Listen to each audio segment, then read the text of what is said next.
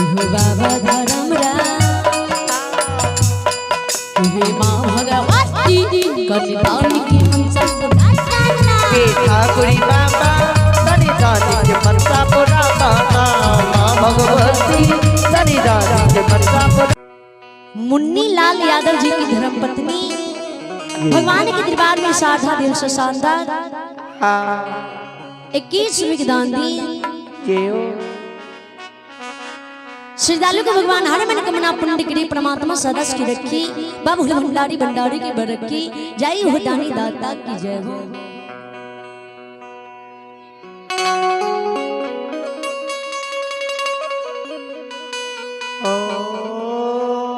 स्वामी जवानी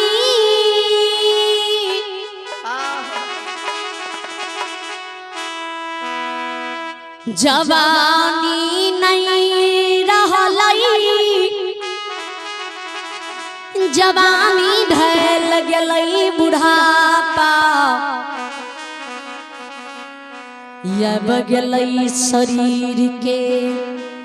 सामर्थ घट गेले बाँव भुजा में बल नहीं रहले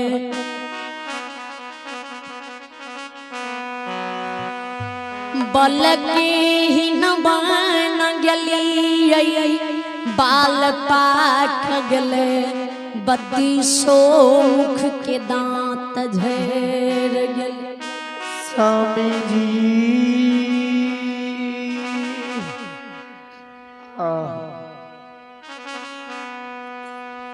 शरीर के चमड़ी घकुई छगलई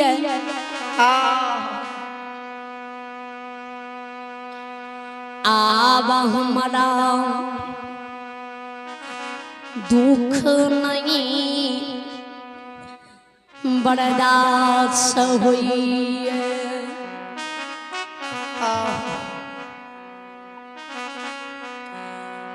दुख सही के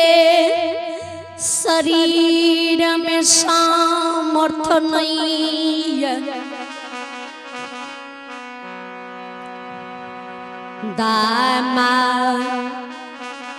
और सनी प्रोसनी माँ बहिन के उल्हन सुनई के शरीर में बाँव भुजा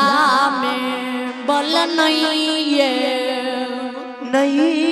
यो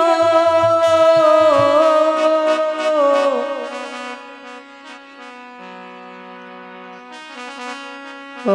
समाजी बाबा। आइए अभी ओम प्रकाश की माता जी आइया में ओम प्रकाश की माता जी भगवान के दरबार में 51 रुपए की दान दी। इन मैया जी के चरणों में करोटी नमन। इन श्रद्धालु को भगवान हर मन कामना पूर्ण करे परमात्मा सदा सुखी रखे।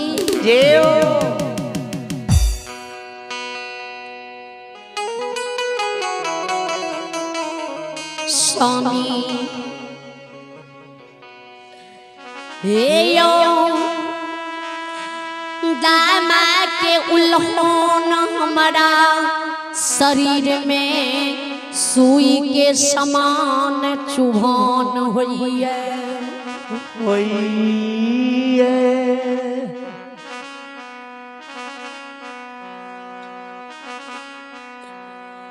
आयो काथी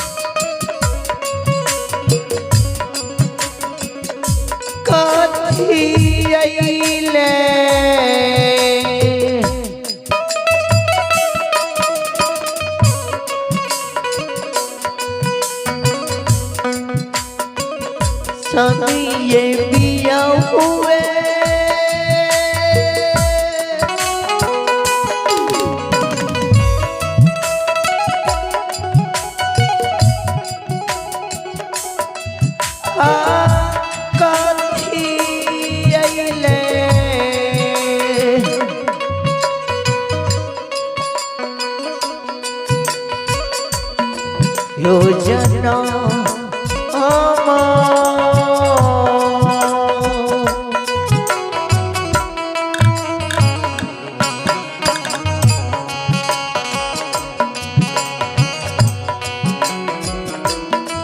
हे यंदल खैया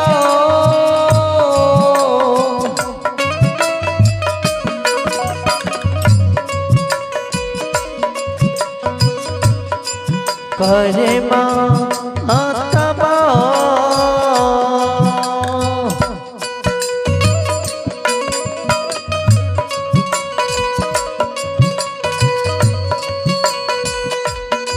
हे यंदल खैया नारी कोई कमे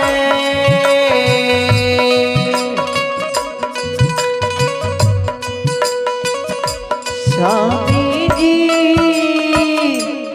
हो जना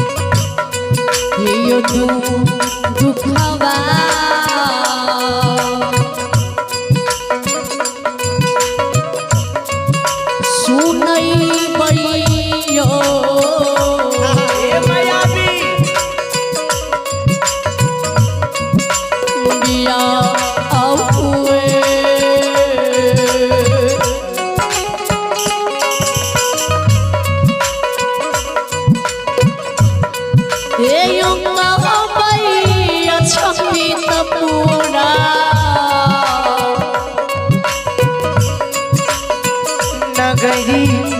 में हो बाबा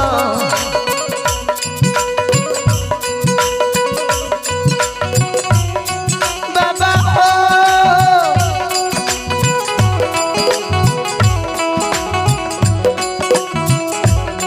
हे के का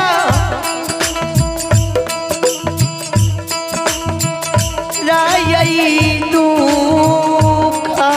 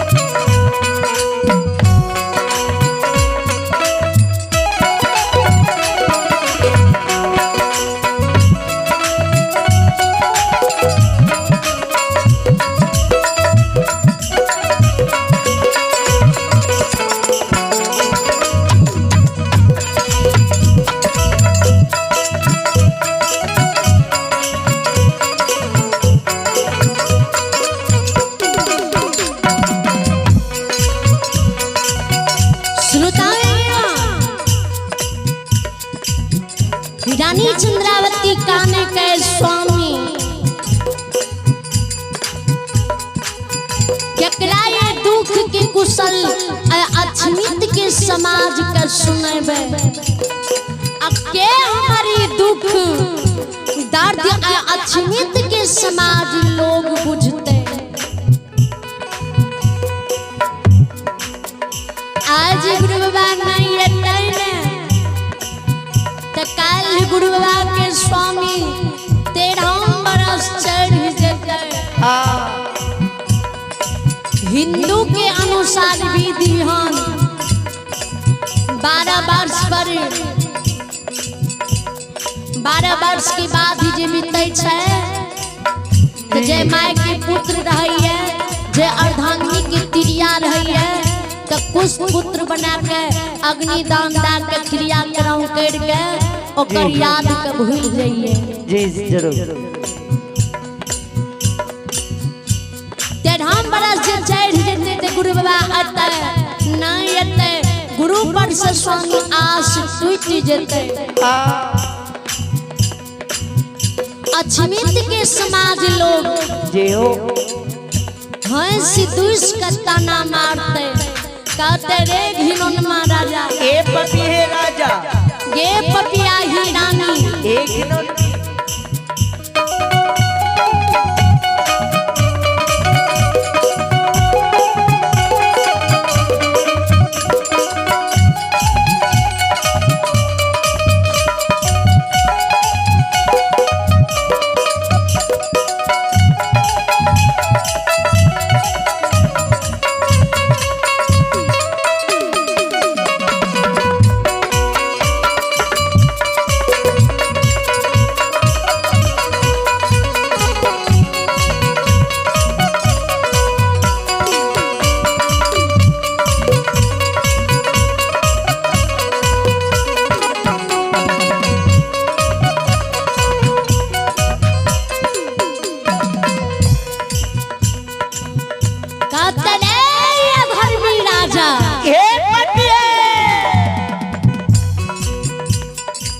जय गुरु गोसाई के कारण ये समाज में समाज की उल्लंघन कैले समाज की बात नहीं मानले बड़े बेटा के काठ के मनुष्य बना के काठ के मनुष्य में बन के बेटा के 12 बरस घर में रख ले ए पपी है राजा हो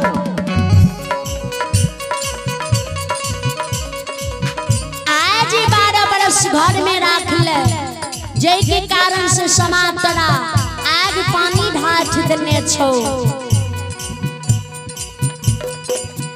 आवे गुरु के 13 बरस चढ़ गेलो तोड़ गुरु के दिल से नहीं एलो मरल बेटा मरले रह जतो मन के ले सातरा मन में लागले रह जतो समाज के स्वामी हमरा उल्हान देते अब समाज के उल्लंघन स्वामी हमरा नहीं बर्दाश्त जाइए नहीं बर्दाश्त होइए मन होइए जहर माहुर खा के मर जाए मन होइए जी गंगा नदी में डूब के मर जाए ए स्वामी जी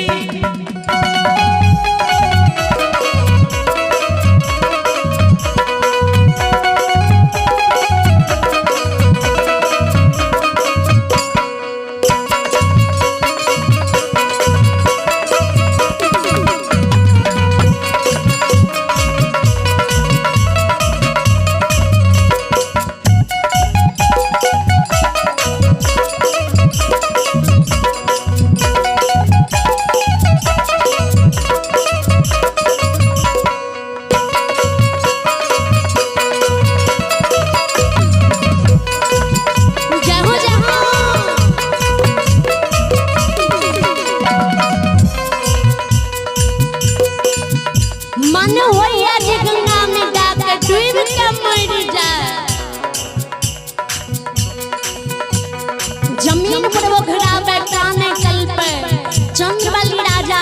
भर भारी पांज पकड़ के संभाले आंख के आंसू पोछे अब बोल भरोस दे हे बियाही हे धिया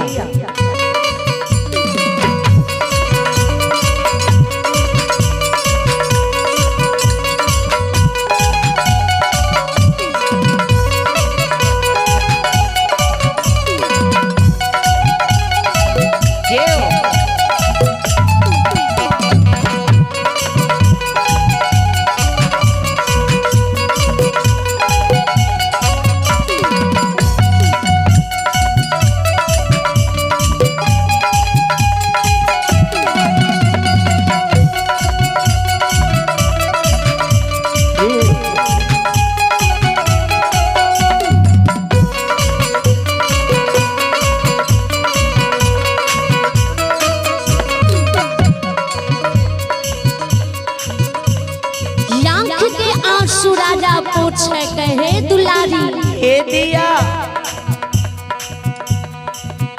किया अधरेज होय छियै आहा किया रोबै छियै किया जमीन पर ईटा माटि से कपार फोड़ै छियै किया यहाँ जार बिजार कान रहलियै हमरो बिया फूल कए रहलियै नहीं कानू भगवान पर भरोसा विश्वास करू भगवान के घर में देर छै से अंधेर नहीं है जे भगवान दुख देने छै वह भगवान दुख दर्द का हरते ए दुलारी ए बियाही ए अर्धांगिनी आगे पानियो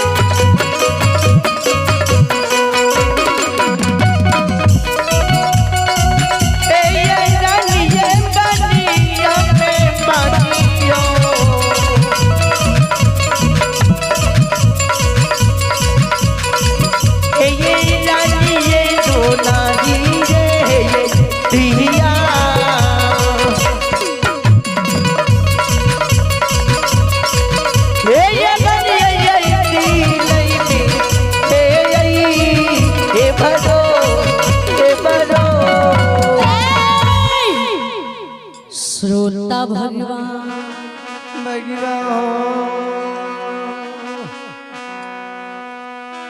राजा रानी के बोल भरोसे दे और वही समय में गुरु ज्योति बाबा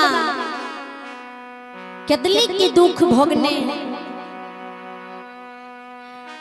कना पर आग जल की भार लेने सैनी वृक्ष की फिरियाद लेने अछिमित सीमान पड़ा गाय गवार से राजा रानी कुशल पूछने 14 बात थी धर्मराज भगवान गोसाई का संग लगेने घड़ियों ने बीते पलक में अछिमित नगरी राजा चंद्रवली के द्वार आवे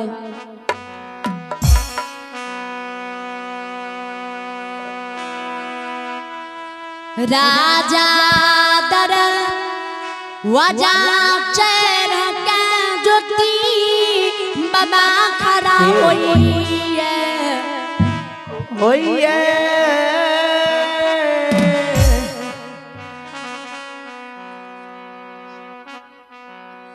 राजा के नौरंगिया महल में देखे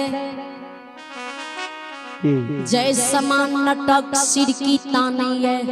वह समान नटक के समान सिर की देखे जुती बाबा आंख से आंसू गिरे मन में सोचे धर्मराज बाबा से इशारा करे गुस्से केहन प्रेम के चंडाल गोसैया तू छिए हो तनियोटा तोरा दिल में माया दरे गनैये केहन तोर हृदय पत्थल के समानिए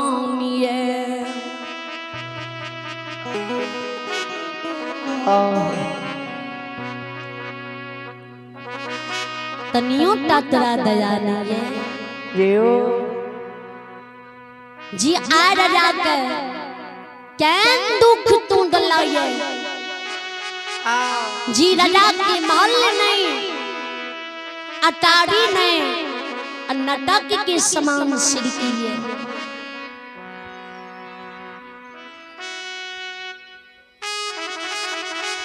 ज्योति बाबा चंद्रवली नमला द्वार पर आवाज लगा बई हो सतवादी राजा राजा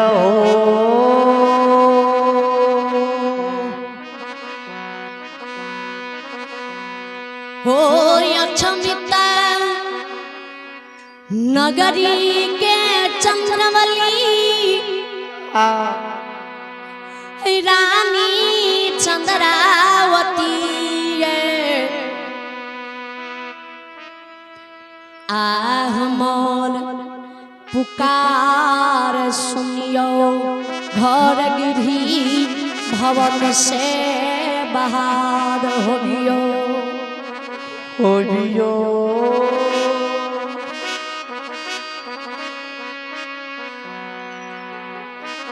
जिकर गुरु ज्योति बाबा 12 वर्ष पढ़ के दिल्ली से ले ओकर सती शिवा घर में निश्चित भाग में सुतली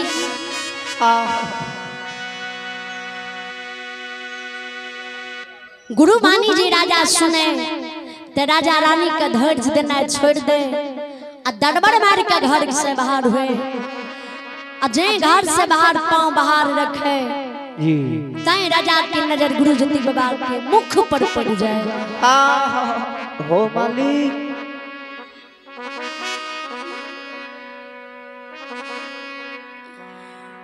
गुरु मुखा यो राजा लहारई आँख से आंसू कनबरिया के गिरे यो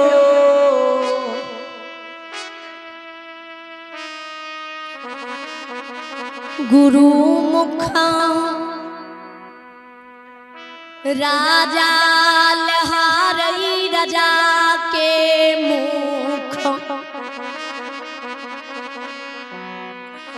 ज्योति बाबा लहार नहीं राजा गुरु के चिन्ह नहीं गुरु सतवादी चंद्रवली राजा के चिन्ह चिन्हई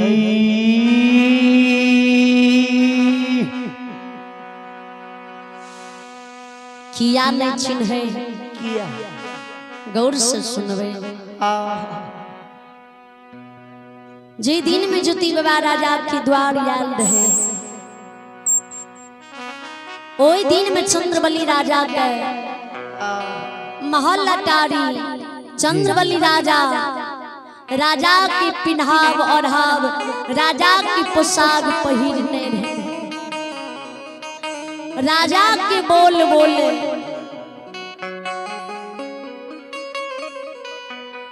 ज्योति बाबा के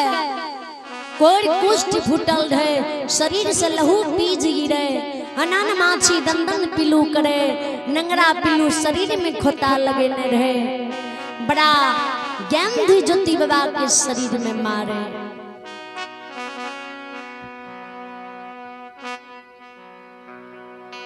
आज ही राजा गुरु से मिल ले गुरु जी राजा से मिल ले तो चंद्रवली राजा का महल नहीं है सिरकी है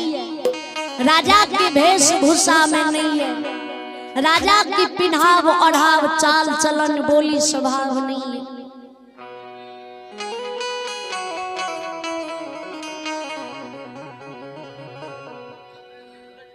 तन परे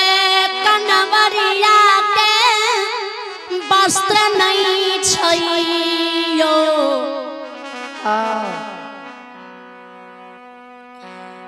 बड़का बड़का जटा कनवरिया के कंधा पर लटकल बड़का बड़का नाखून राजा के हाथ पाँव में पगला के भेष में कनवरिया राजा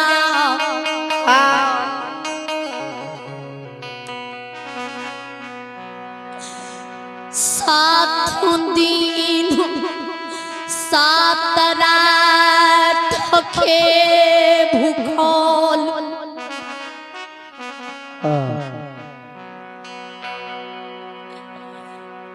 शरीर में जान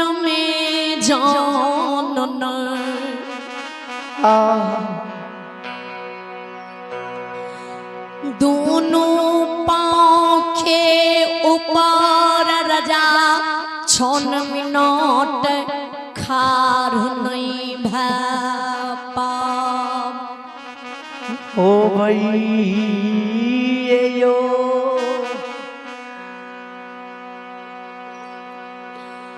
पान के पत्ता के तरा राजा के आठों अंग शरीर डोल शरीर थर थर कांप मुख से राजा के आवाज निकल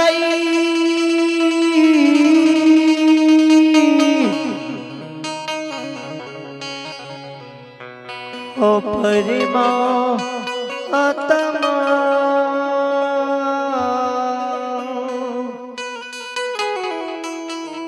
विचार करबे 7 दिन 7 रात की भूखल शरीर पर वस्त्र ने भूख प्यास से राजा के शरीर पान के पत्ता की तरह डोले थर थर कांपे दोनों पांव के ऊपर राजा खार नहीं भा पावे मुख से राजा के आवाज नहीं निकले दासिमान मोल राजा के शरीर में 10 मन माछी राजा के शरीर पर भन्ने भन्ने करे। ये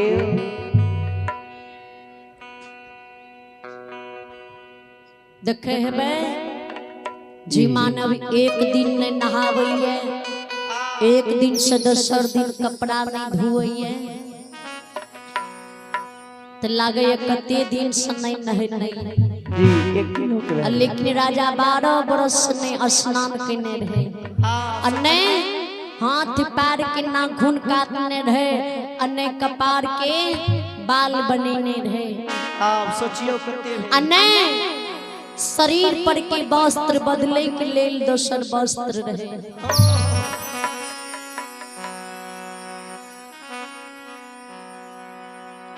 अजुति बाबा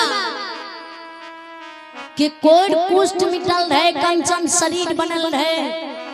तपसी के रूप में रहे, गेरुआ रंगल वस्त्र पहिरने रहे, गेरुआ रंगल शरीर सिर में मुरठा बांधने रहे, कन्हा पर आग जल के भार रहे, पैर में पजनी झुनकी लागल खराम रहे, हाथ में ज्योति बाबा के झाल मंजीरा रहे।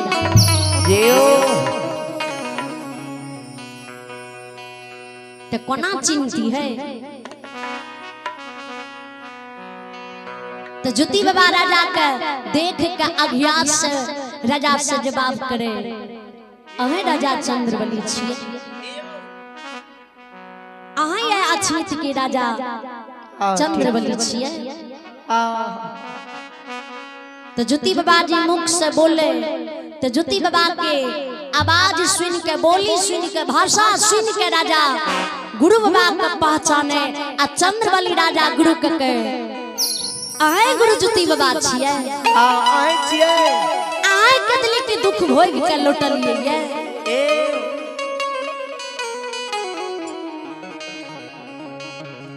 चंद्रबली राजा जी बोले तो राजा के बोली विचार भाषा के सुन के ज्योति बाबा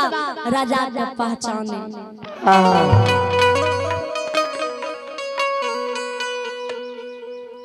गुरु के जी राजा पहचान जाए, आ राजा जी गुरु के पहचान जाए,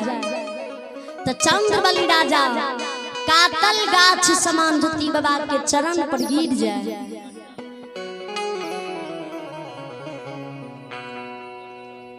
आ चंद्रावती के आवाज दे,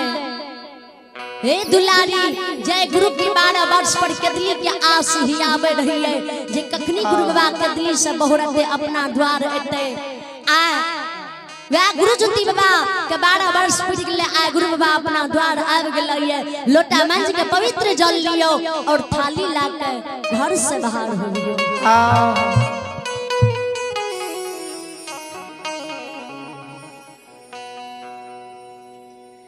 राजा बानी रानी सुने, लोटा मांझी पवित्र जल ले, थाली हाथ कले, दौड़ बर मार घर से बाहर हुए, दौड़ बर मार गुरु बाबा लोग चल जाए।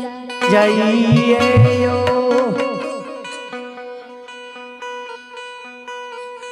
बाबा हो गुरु हो,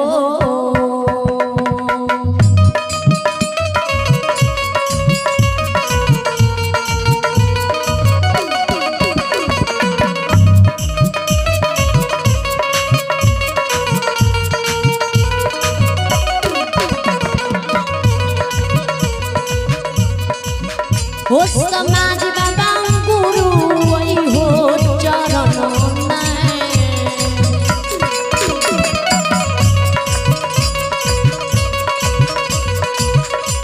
यो राजा यो गुरु वही हो चरण में,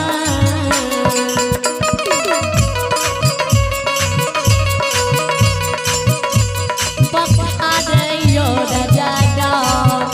कदम बढ़िया सतवाती से बढ़िया,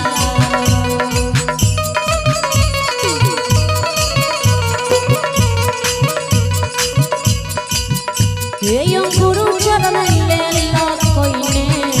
ये यो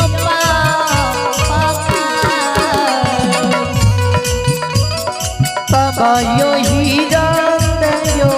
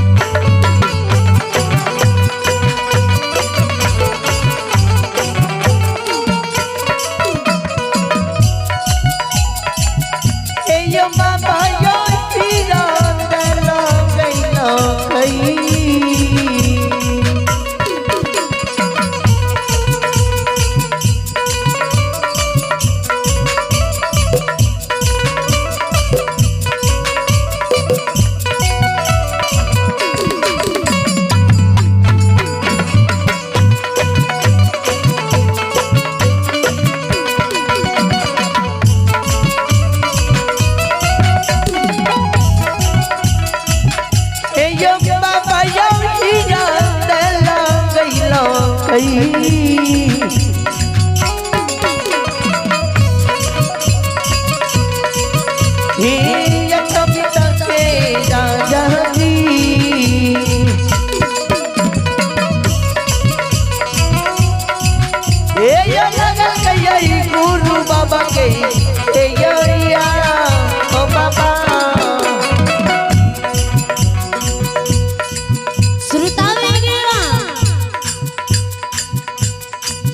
राजा रानी गुरु के चरण के पखारे आ गुरु के चरण अमृत उतार के राजा रानी मुख में पिए आ गुरु के चरण अमृत के रानी चंद्रावती टुटली मरैया कोठा मार पर छीटे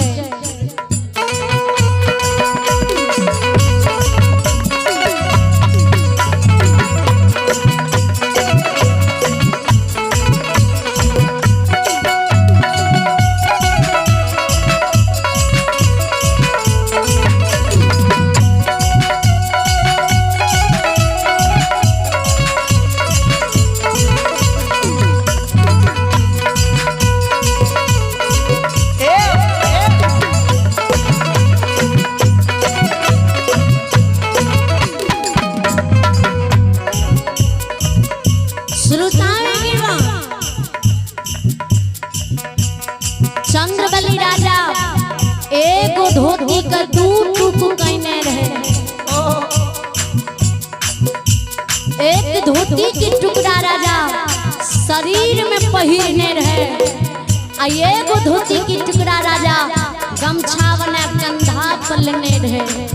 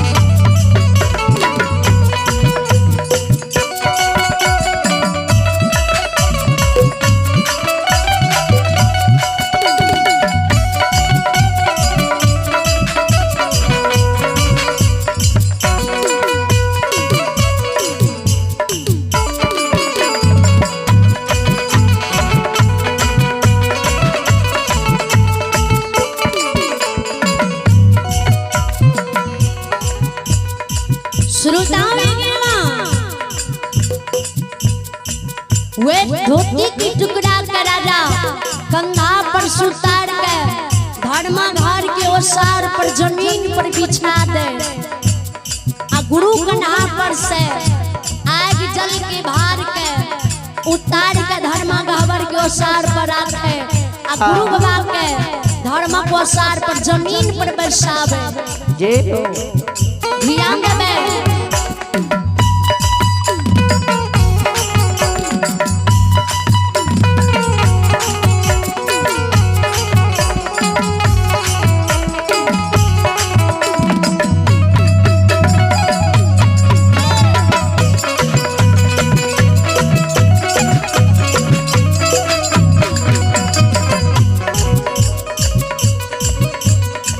ध्यान देवे समय में फेर कहन होइए बक के पहिया कब किधर घूम जाइए कोनो ठिकाना नहीं रहिए वह राजा छिए जी गुरु बाबा का कोर पुष्ट जे रहे त गुरु का हवेली में रुइया के गलाचा लाली से जी पलंग पर बैसल के जे आए वह राजा चंद्रबली छिए जे राजा गुरु के जमीन पर बैसावैया समय समय की बात है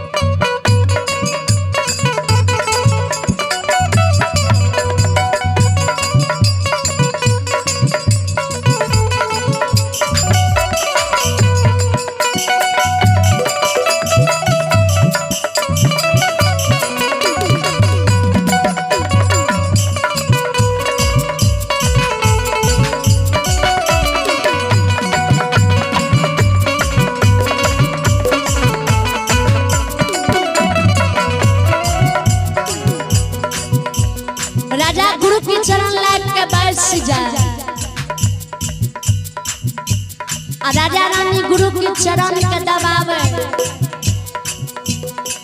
नैन से आंसू गिरे, अब बैठ बैठ के गुरु के चरण में काने, बड़ा विरोग के कनव कने, आंख से आंसू गिरावे, लौट लौट के काने।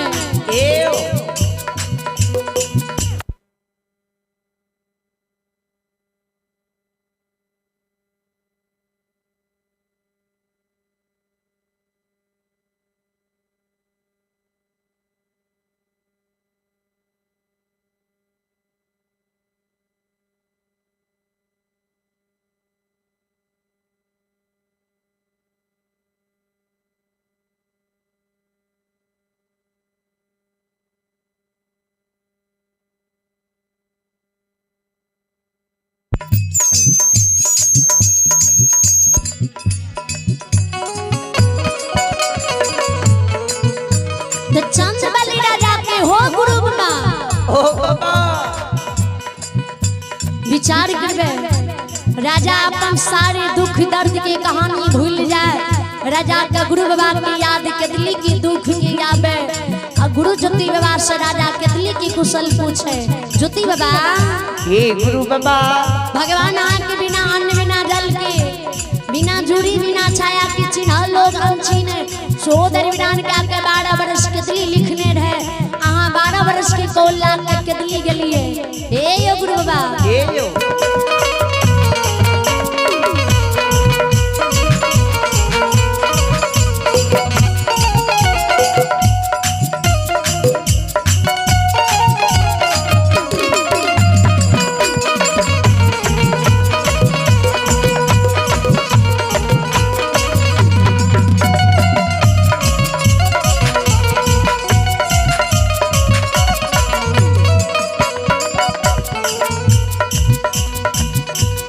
बाबा यो कहियो ये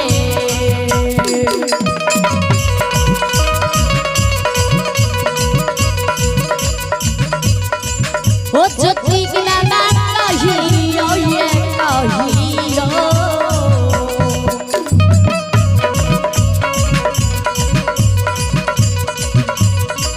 हे यो गुरु यो ज्योति बाबा,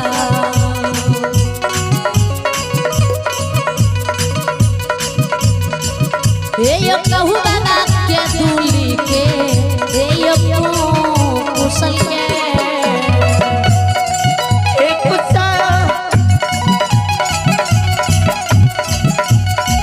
बाबा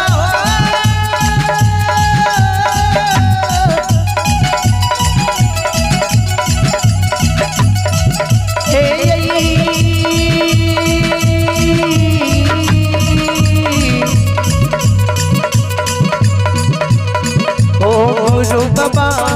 ओ पाली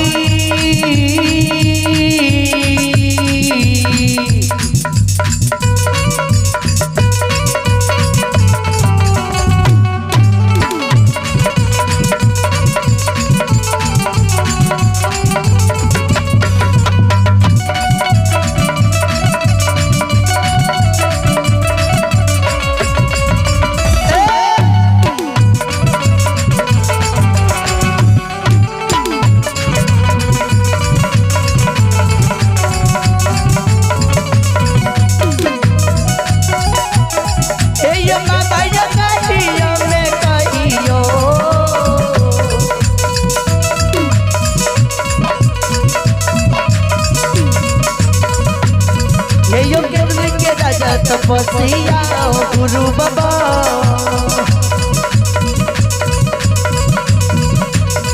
हे यो कहियो यो यापनो, हे यो ओ कुता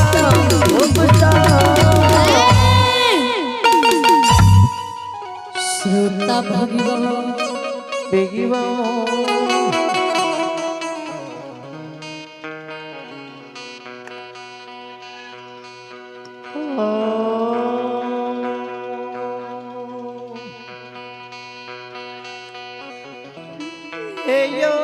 कहूँ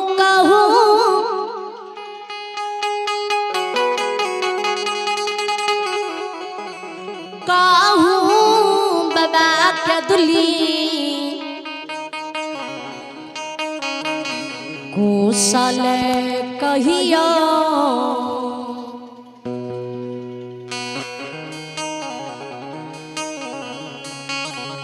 जी कोना कदली में माघ मास खेपलिए केना चैत बैसाख की धूप खिदलिए केना सावन भादुर की झांझ बिहार वर्षा खेपलिए केना गुरुबा बिना अन्न जल के 12 वर्ष गमा दिलिए।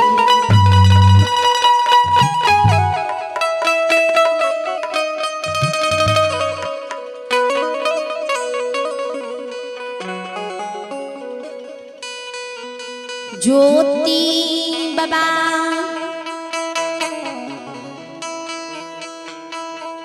राजा बानी सुनइए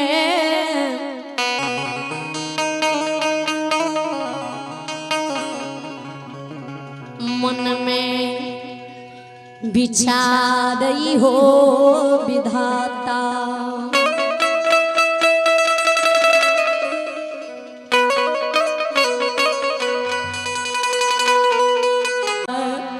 जइए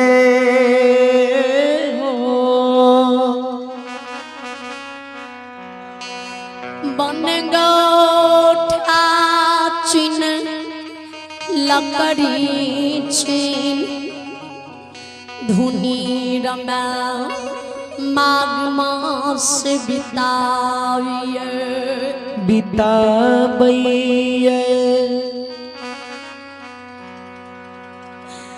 चैत बैसाख के समय में धूप मतौना रोडला के सूर्य भगवान उदय हो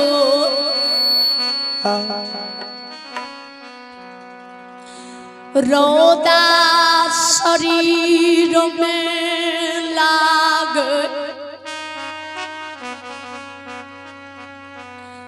शरीर के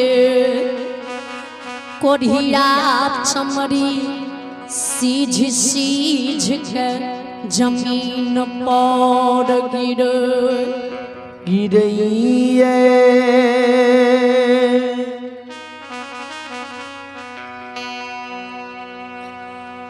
अनले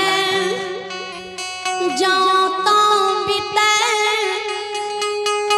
जलले खेदली में छन छन प्राण उड़ उड़इया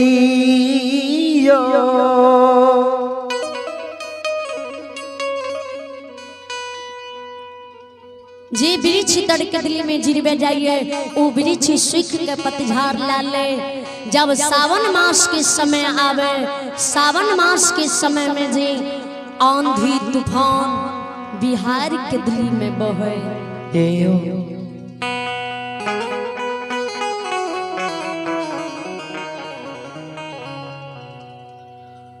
हवा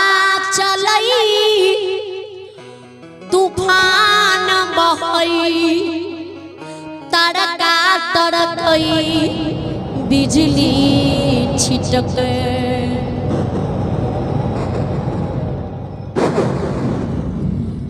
मूसलाधार बरसा केदुली जंगल में बरसे।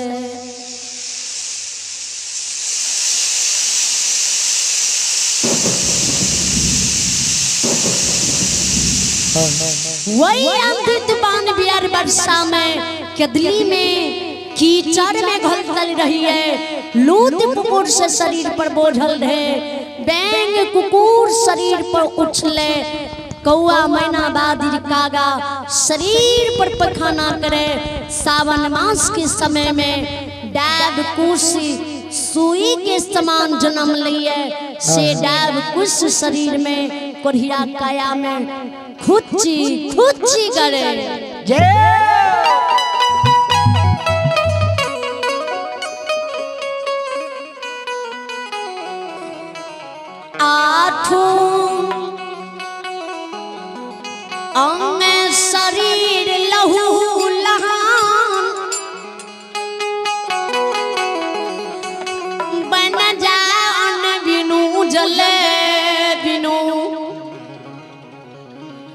के दली में ओए काया से ओए शरीर से प्राण तरे तरे पक निकल गई निकल लई हो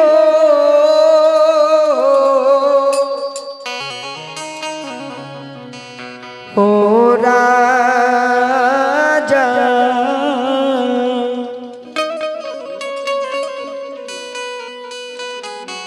शरीर हमारे कदली में मिट्टी में मिल गए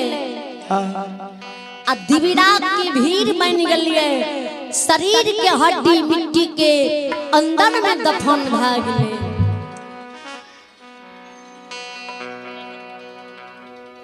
दिवरा भीड़ में बड़बाड़ काष्ठ बड़बाड़ दुख काट के राजा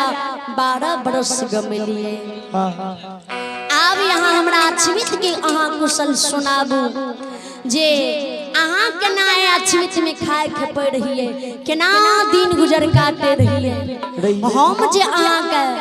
झूठे बच्चन जाके अछमित नगरी से के दिल गेलो बोलू राजा अछमित नगरी में हमार बचन अहाँ के झूठ भेल की सच्चाई भेल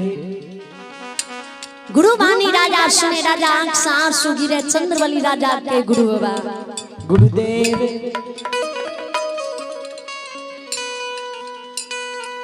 आयो काथी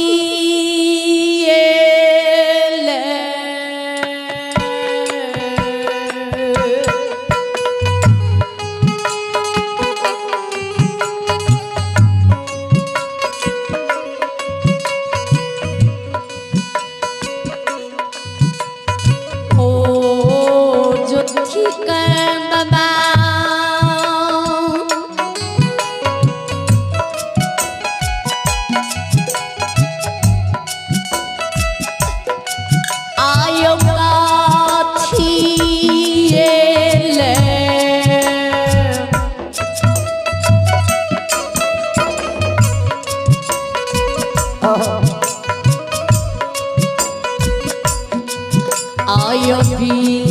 बिसरल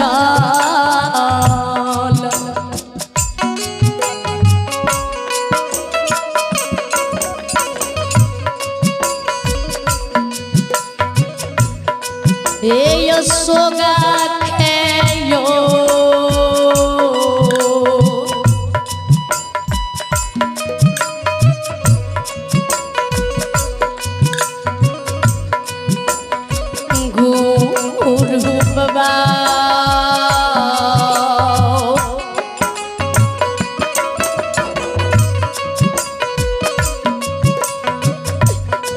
यो याद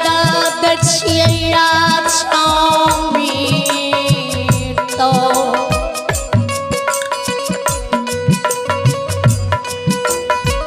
पूरा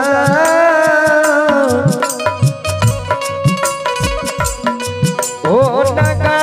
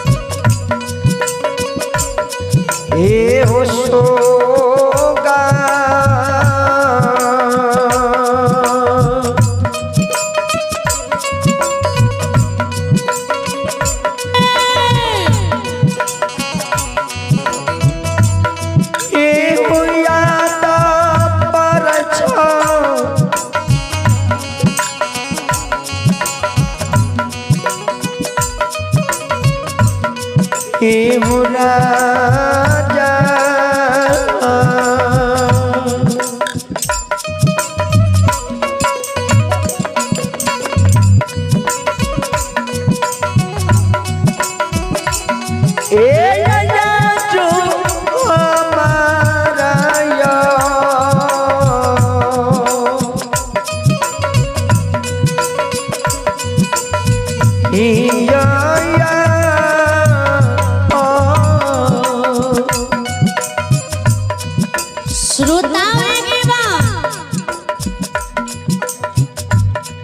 राजा जी के गुरु बाबा कथिलिया हमरा बिसरल सोग याद दिला रही है ही गुरुदेव हमरा बिसरल सोग यहाँ याद नहीं दिलाबो बिसरल सोग जे हमरा याद आबैया मन होइए अछमित नगरी में जहरा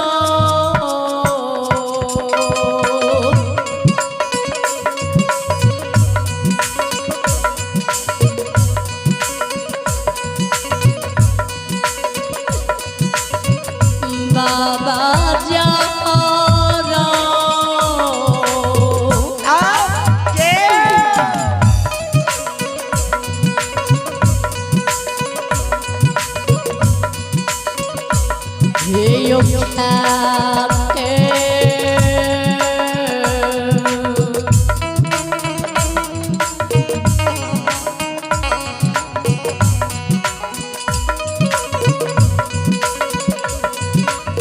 जोशी बाबा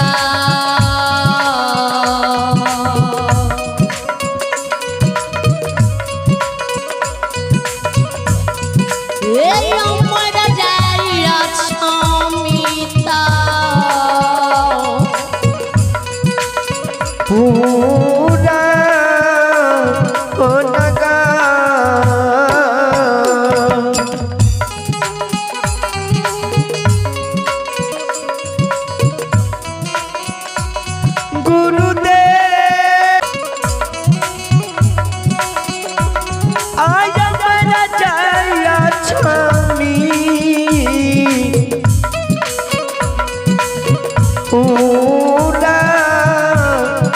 नगा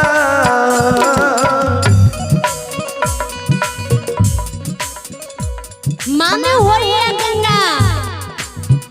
नदी में डूब के मर जाए गुरु बाबा जुती बाबा के राजा हमारे बच्चन तोड़ा झूठ भाग लइए हमारे बच्चन राजा तोड़ा सच्चाई नहीं भिला